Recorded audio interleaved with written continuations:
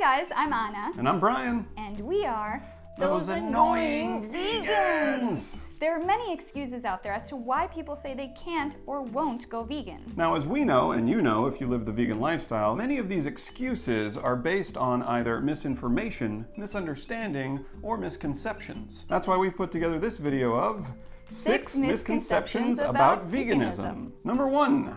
If I go vegan, I have to give up all my favorite foods. We are busting that myth. Vegans tend to get this bad rep for eating nothing but salad and tofu, and we've gotten grass too. Really? I like it. It tastes good. Is that grass? Or chives. I've eaten grass before. On the playground as a kid. There's nothing wrong with tofu. I mean, tofu's delicious, but there are a lot more options out there. In reality, we know that the most popular vegan dishes are the ones that are based on foods that contain meat, dairy, and eggs.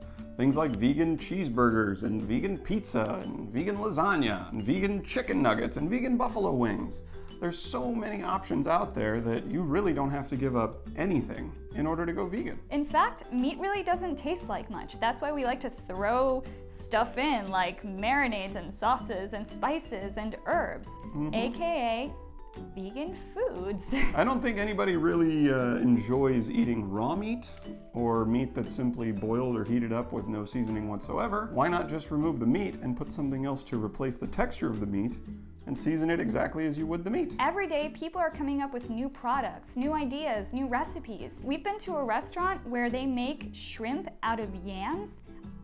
I don't know how. It's really impressive. Vegan magic, because the texture is there, the color is there, it looks like shrimp, it tastes like shrimp. Yeah, and every day we also see the grocery store growing. The vegan section is always getting bigger.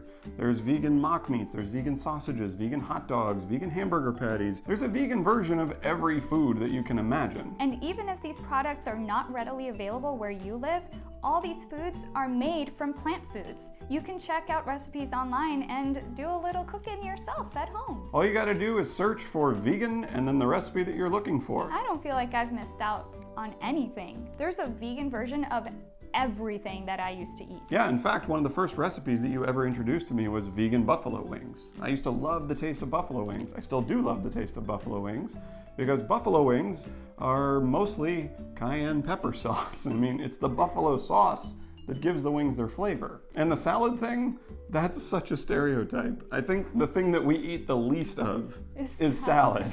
I mean, salads are great. I love a big salad. Kale, arugula, tomatoes, carrots. Pomegranate seeds, pistachios. Oh yeah, loaded up with good. everything. But it's really not the bulk of what we eat. Misconception number 2, veganism is expensive. Oh man, it's so expensive. Processed foods are expensive, whether they're vegan or not. Eating out is expensive, whether it's vegan food or not. People seem more than happy to spend quite a bit of money on what they think is a quality piece of meat or a quality piece of cheese. Like for example, this hunk of animal flesh is $19.99 a pound. This particular package costs around $16. How many people does this feed? One person, maybe 2 for one meal. Compare that to this 5-pound bag of organic potatoes that cost us $3.99. Or this 10-pound bag of beans that cost us $4.99. Or this 25-pound bag of brown rice that cost us $14.99.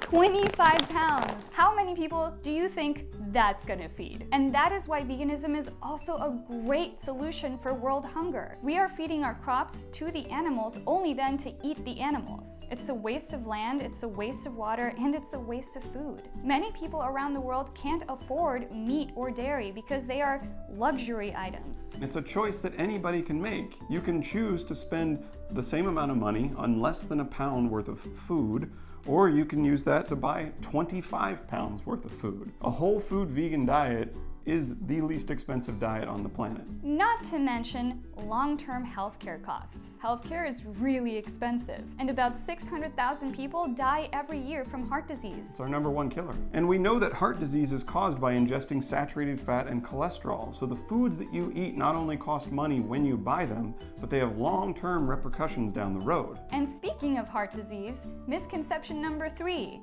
Veganism isn't healthy. Oh, it's totally not very healthy. Dude, you brought in chili dogs for lunch. Oh.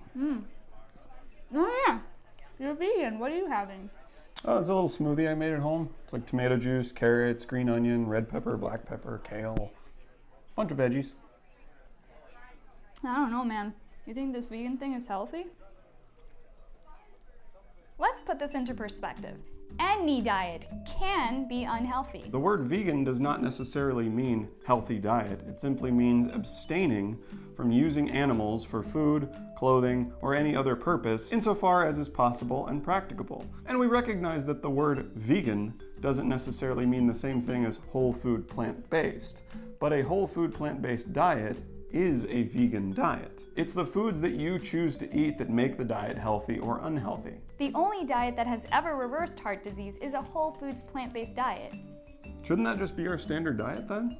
If that's the number one way we're gonna die, and this is the only way to reverse it that we know of, shouldn't we just stick to that? Inherently, we know that fruits and vegetables and whole grains and legumes, nuts and seeds, these foods are good for us. And inherently, I think we would all agree that things like pizza and cheeseburgers, those are not healthy foods. What is it about those foods that's unhealthy? In fact, when we do a detox, what are we detoxing from? Are we going to be eating meat and dairy during that detox? There's a reason it's called clean eating. You have to ask yourself, does it actually make sense that switching to a diet that's rich in fruits, vegetables, nuts, seeds, and legumes would be harmful to your health? I think innately we know the answer. Let's put it to you this way. The chicken, the cow, or the pig that people believe to be so nutrient rich, how are these animals getting their nutrients? From plants. The only two nutrients that we know of that don't come from plants or animals are B12 and vitamin D. We know that B12 is produced by a bacteria, and we synthesize vitamin D from the sun. And we live very sanitary lives these days. We live very cleanly. We don't get as much exposure to bacteria as we once used to. And a lot of us spend a lot of time indoors. And most of the world is not near the equator. We don't have that same exposure to the sun, and so that's why most doctors will recommend that you take a B12 and a D supplement regardless of your diet. Misconception number 4, if I go vegan, I'm gonna lose all my friends. Yeah, so after watching this documentary last night, I've just made a decision. I can't continue to put my money towards harming these innocent animals and destroying the environment and hurting my own health just for taste. So I'm gonna go vegan. You know what? I gotta go. I have a meeting. I didn't tell you? It's Saturday though. A meeting? Yeah, my boss doesn't like to work on weekdays, so. But I'll call you. I'll call you. I can call you. Yeah. Because I'm free. Well, I'll call you because I'm not sure when it's gonna be over. Bye. It's a damn cold. This is a more valid concern than people generally give it credit for, especially for younger people that are high school aged or junior high aged. And maybe they live at home, they can't buy their own food, and maybe they go to school and so their group of friends is locked. They hang out with the exact same people every day. It can be a bit daunting to make this big of a shift in your life, but in our experience, we haven't lost any friends. We wouldn't say you're losing friends if your friends love you for who you are. If you're going to make a shift that means a lot to you, true friends will stick around for that. And in fact, I think we've both gained more friends because as you enter the vegan community, you'll find that you connect with a lot of people. You might be surprised. Your friends might start getting curious. They might start asking you questions. They might start asking you for recipes. We've found that we've had several opportunities to normalize veganism with our friends to the point where now all the restaurants we go to with our non-vegan friends are vegan and they're excited about it. Plant those seeds because eventually they're gonna hear it from all different directions and they're gonna start wondering and thinking about it. The vegan movement is growing every day, and joining the vegan movement only does exactly what we were saying. It normalizes it. It makes it seem like it's not some fringe thing, it's not something that's going away. You're the same you. You've just now aligned your actions with your values. Everybody is an animal lover. It's in our nature as human beings to be compassionate and kind towards animals. Lead by example. Going vegan is simply doing the thing that you feel. Misconception number 5. Veganism is weird. It's so weird, man. We're so weird. Thank you so much for making these ice cream sundaes. Oh, you're so welcome. My dog just had puppies, so I made it with dog's milk. Oh my God. Thank you so much for making these ice cream sundaes. Oh, you're so welcome. I was pumping for the baby, so I made it with my own milk. Oh, are you serious? Thank you so much for making these ice cream sundaes. Oh, you're so welcome. It's just traditional ice cream I bought at the store made from cow breast milk.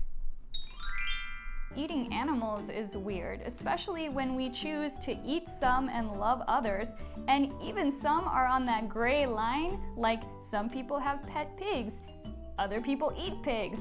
What's that about? Same with rabbits, and in some countries, dogs. We would argue that it's weird that the weird option for eating dairy is anything but the milk that comes from a cow. We're not cows, yet for some reason we've picked one animal and said that milk is good, all other milks are weird. Thank you so much for making these ice cream sundaes. Oh, you're so welcome. It's actually non-dairy. It's made from almond milk. Oh my God, you vegans, I swear.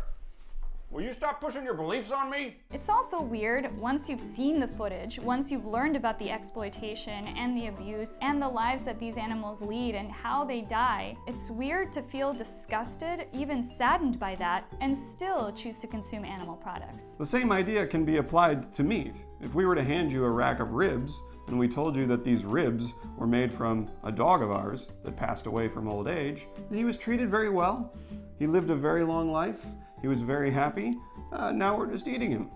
Is that weird? And sure, you could argue, well, not in some countries. Exactly. So the animals we choose to exploit is a cultural thing. It's something that we're conditioned to. It's completely arbitrary, the animals that we pick to love and the animals that we pick to eat. But the good news is, we know we don't need to. If millions of people around the world are thriving on a plant-based diet, then we know it's not a matter of survival. At the end of the day, we know that us human beings, we're primates. And primates eating plants is the furthest thing from weird. Misconception number 6.